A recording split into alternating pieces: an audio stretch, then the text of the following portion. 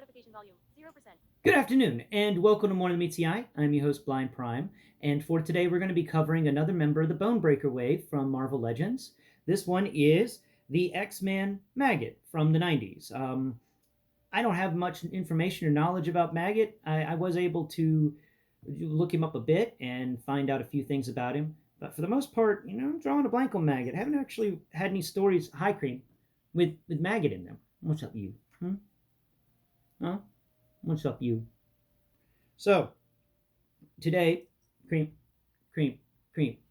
I gotta do a video. I gotta, okay. Yeah. Cream likes kisses. Yes. How about you lay down? You got your spot right there, okay? Yeah, that's a good cream. All right. Where was I? Right. So, this figure is quite excellent. We're going to talk to you about him today. And if you enjoy what you see here, please hit that like button. I would like it if you hit the like button, please. And yeah, well, let's get right into it. So Maggot here is a weird figure. He is, without a doubt, one of the odder ones that I've gotten, and it's not from him being an action figure that makes him weird. It's his powers and his maggots that make him weird, but they're not really maggots. So we'll bring up the maggots first.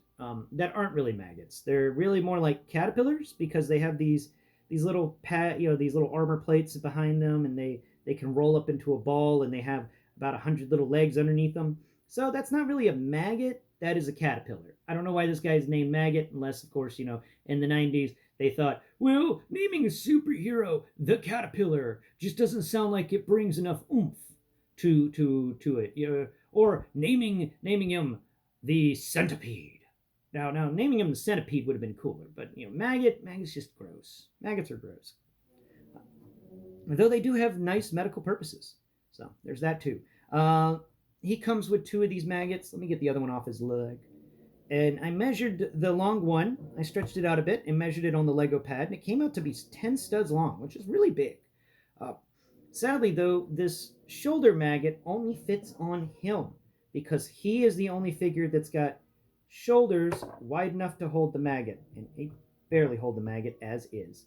So that is some beefy shoulders you gotta have to hold a maggot on them. The other one, on the other hand, I could grab the bat here, the cobra bat. We can then slip this maggot around his leg. Look at that. Now the maggot's climbing, or the centipede is climbing up his leg. Now these things are actually made out of living metal, so I would imagine Magneto doesn't have a problem with messing with them. And apparently, and the story goes, if his centipedes die, he can't get any more nourishment and he will die, which I guess is why they gave him two centipedes. But let's go ahead and set them off to the side. Oh yeah, I forgot to mention, they are sculpted very well, and each individual foot is sculpted out underneath them, and they have really nice underside. If you've ever felt the underside of a centipede, this is very similar to what it feels like. They did a good job with that. And the head is creepy. Even if I can't see it and just feel it, it feels like a creepy, insect head. And the tail comes down to a little point. But it's made out of a thick rubber. It is malleable to a point. I wouldn't recommend trying to bend this guy in half. You would probably break it. But it can handle abuse, and it can bend around. And that's especially great for this one that's wrapped around, so that you can slip him onto all sorts of things. Like even Maggot here, you can actually slip him into the maggot's hand, and it looks like he's holding him. Yeah, and it just does it that simple. It's a really nice accessory that you can put in a lot of places. So that I can see, ending up in a lot of people's, just amongst the collection, attacking different, enemies of the X-Men or something. All right, well, that's it for the accessories. Let's talk sculpt work. So he's got the normal amount of not sculpt work, we're talking articulation. He's got the normal amount of articulation in his shoulder. He's got double jointed elbows. His hands do flop side to side and can spin 360. His head can go pretty far down and decently up. It's on a ball joint as well, so it can look side to side, and he can slightly crack his neck by moving it left and right. Come down here to his core. He's got a core crutch. He can move it back and forth, and he's got waist rotation. but the jacket that he wears does hinder his waist rotation a little bit. Like you have to spread the jacket out in order to rotate the waist a bit. Then come down here to the legs. He's got the normal hip activity stuff that we've seen. He's got double jointed knees and no difference in the legs. Though I did wanted to mention down here, he does have a nice swivel. His boot swivel is actually right above the boot where these pants are tucked into the boot. And that I appreciate that, unlike the Vulcan mode and the Vulcan mold or the morph mold, if you will, the I didn't like the fact that his muscles on the back of his leg would be split in half when you turn the leg because they didn't give any sort of boot cut there. But they gave it here, and I love it. I like me a boot cut, and that's perfect. That way you don't upset any of the fabrics. That's nice. Has he got any other place that's like that? Oh yeah, he does. Up here in the shoulder area, he does have another instance of a really nice cut job. It's a bicep swivel that they should have done below because on his shoulders, on his arms, he's got his jackets rolled up, and they did the swivel above the roll of the jacket instead of below the roll of the jacket, which I'm a little upset by. It means that you'll have to do some more work to kit bash the arms, but that is cool that they managed to put that swivel in a crease area, so that way it hides it better. All right, now we're getting into sculpt work. Sculpt work, we always start from the feet, and sadly, there's nothing under these feet. I mean, it feels like there is something, but those could be words for all I know. It does feel like they did make the attempt of sculpt work, but they didn't put any treads on the sides, so the attempt failed. It was a failed sculpt work attempt. The tops of the boots are sculpted well to have the creases of leather. And then we come over here to the side of the boot, and he's got those 90s boot spikes sticking out the sides. Yeah, because he's a biker with spikes. And he's got two of them on each of his boots, a little one and a bigger one. And come up here to his boots have some nice lace work on the front, or some strap work, I guess.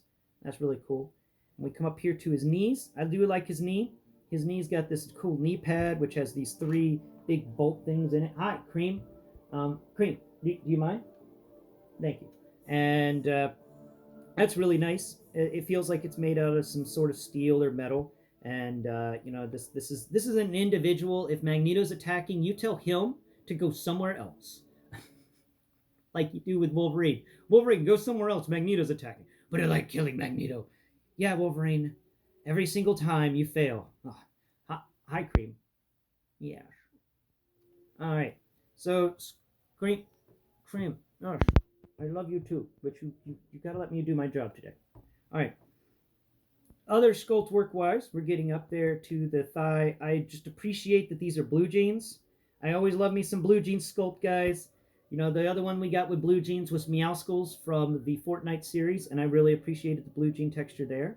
And this one's got just as good. And going to come up here to his midsection. He's got a little X-Men belt on his midsection area.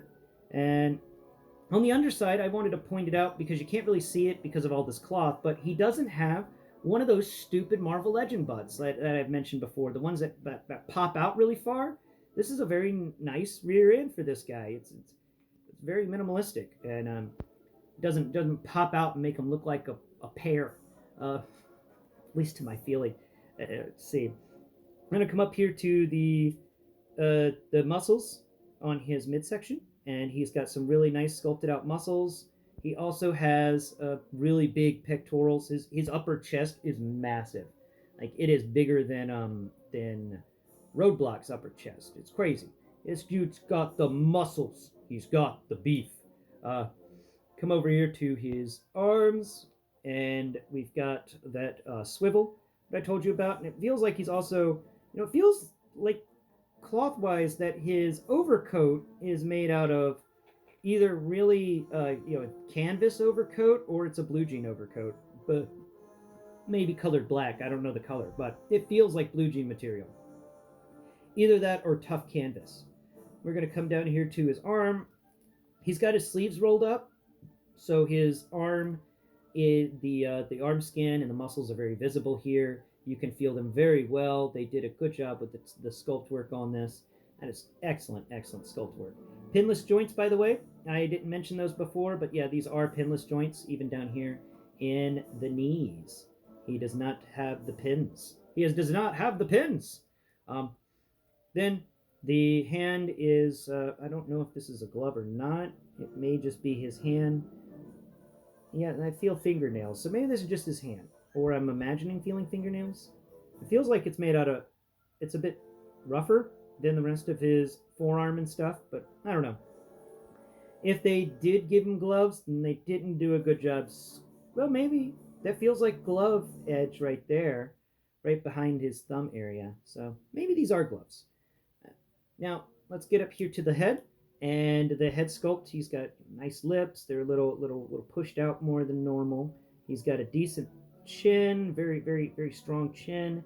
No chin butt, and he's got a broad nose that's a comes out just a bit. It's a nice nose, very prominent nose.